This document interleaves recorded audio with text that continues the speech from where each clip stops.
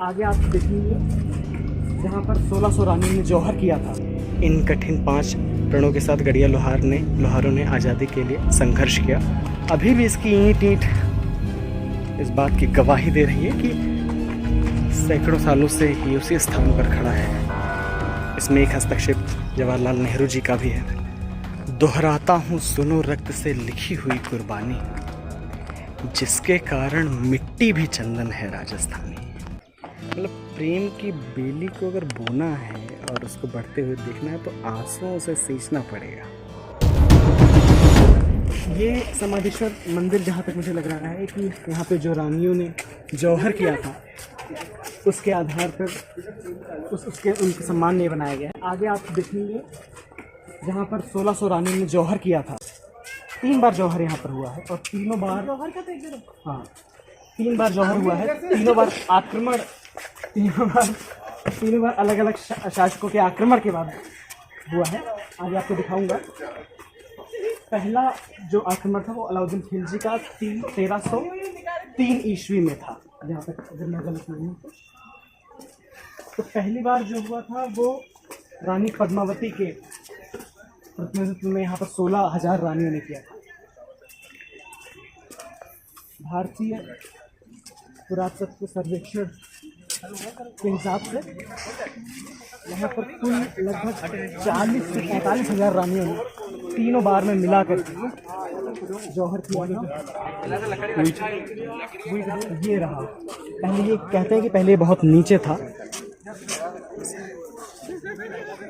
लेकिन अभी इसको मिट्टी से भर दिया गया है। चित्तौड़ दुर्ग का यह स्थान जौहर स्थल के नाम से जाना जाता है।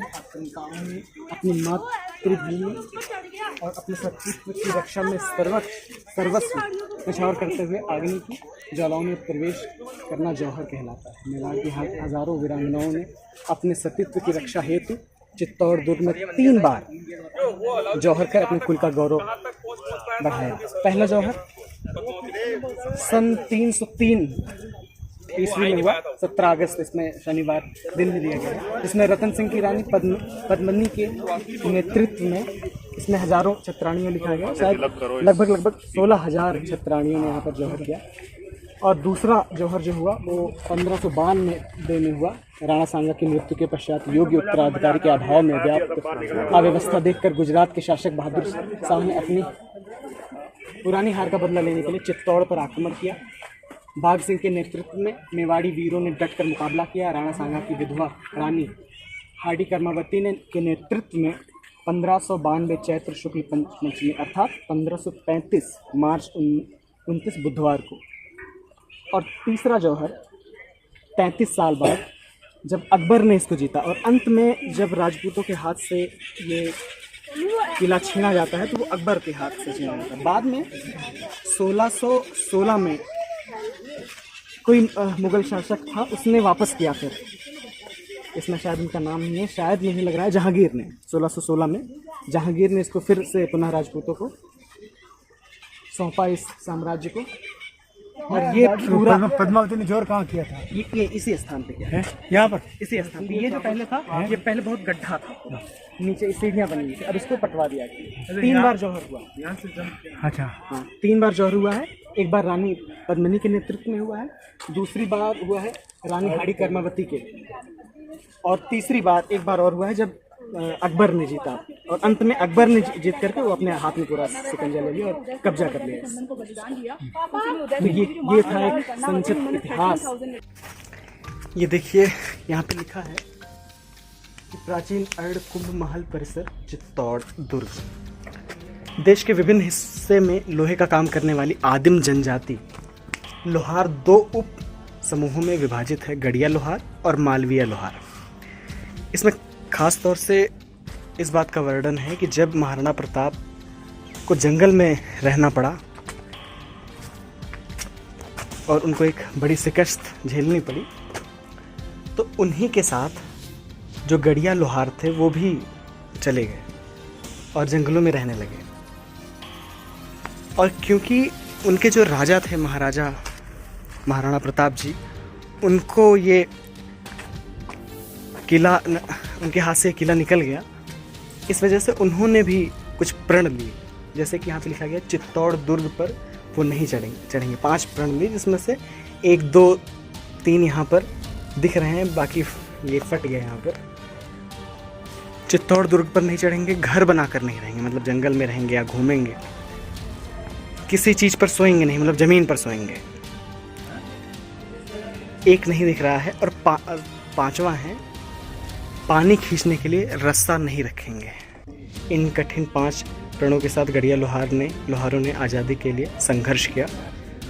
और पुस्तक the tribes and caste of north western India 1987 के अनुसार बंगाल प्रांत से द्रविड़ों की एक प्रजाति के रूप में लोहारों की उत्पत्ति हुई। तत्कालीन प्रधानमंत्री पंडित जवाहरलाल नेहरू ने 6 अप्रैल 1955 को श्री माणिक्यलाल वर्मा की उपस्थिति में देश भर में एकत्र हुए करीब 5000 गढ़िया लोहारों के साथ दुर्ग में प्रवेश कर गढ़िया लोहार समुदाय को प्रण मुक्त किया।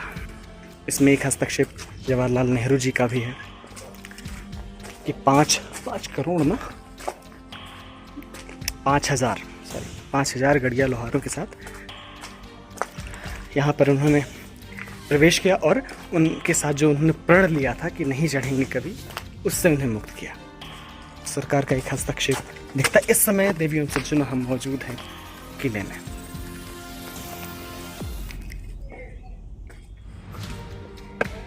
ये खंडहर बचा है, ये भी बूढ़ा हो गया है, कभी ये भी जवान रहा होगा। अक्सर जवानी को ही जीने का समय मानते हैं, तो अपनी जवानी के समय में ये भी बहुत प्रफुल्लित और बड़ा ही मनोरम दृश्य प्रस्तुत कर रहा होगा। अभी भी इसकी ईंट इस बात की गवाही दे रही है कि सैकड़ों सालों से ये उसी स्थान पर खड़ा है, सभी मौसमों की मार झेल रहा है, लेकिन अभी भी अपना इतिहास बयान कर रहा है। ये देखिए, यहाँ से आप पूरे शहर का दर्शन कर सकते हैं। वाह, दिखाता हूँ, ये देखिए।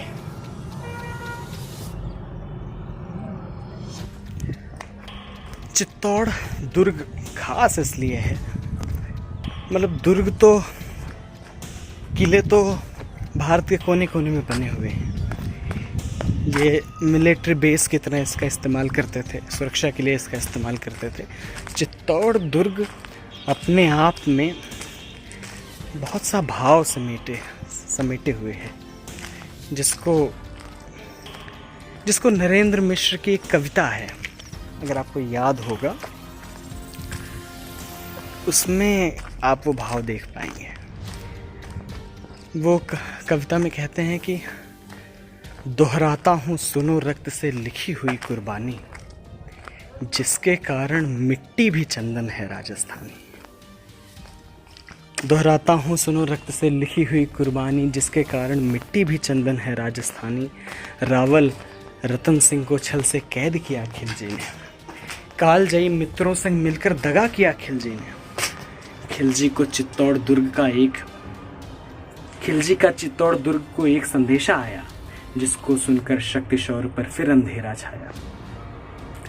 यदि 10 दिन के भीतर ना पद्मिनी का डोला आया, यदि ना रूप की रानी को तुमने दिल्ली पहुंचाया, तो फिर राणा रतन सिंह का शीश कटा पाओगे, और शाही शर्त न मानी तो फिर पीछे पछताओगे। बड़ी अच्छी कविता है, आप पढ़ सकते हैं। मैंने बताया था आपको पहले भी कि ईंट कुछ कहती है। जौहर करना इतना आसान बात नहीं है, जान पर थोड़ी सी आती है तो सब कुछ याद आ जाता है। जानबूझकर जिन स्त्रियों ने जौहर किया, वो भी अपने बच्चों को साथ में लेकर के। कठिन काम है, आसान नहीं। देखिए,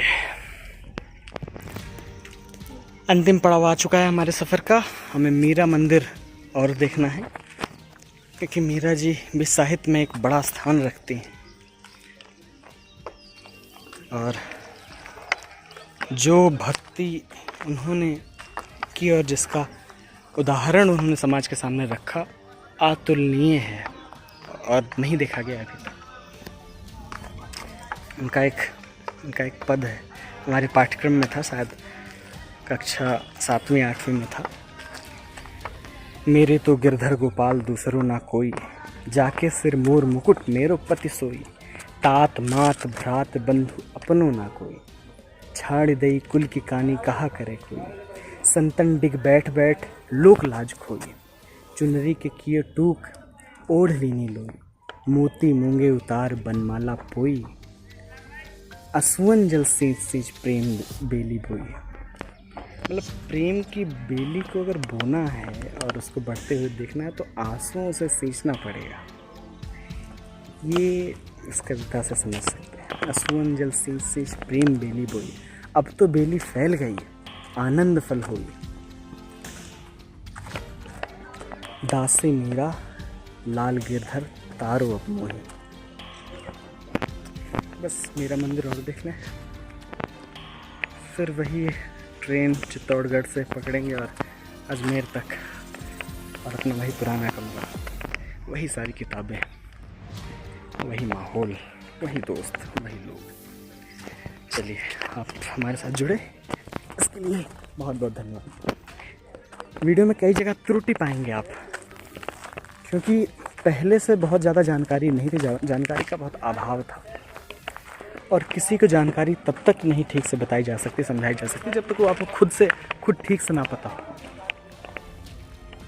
तो यहाँ पर पहली बार क्योंकि मैं आया था, तो पहली बार में जितना कुछ जान सकता था उतना मैं बताने की मैंने कोशिश की इस वीडियो में।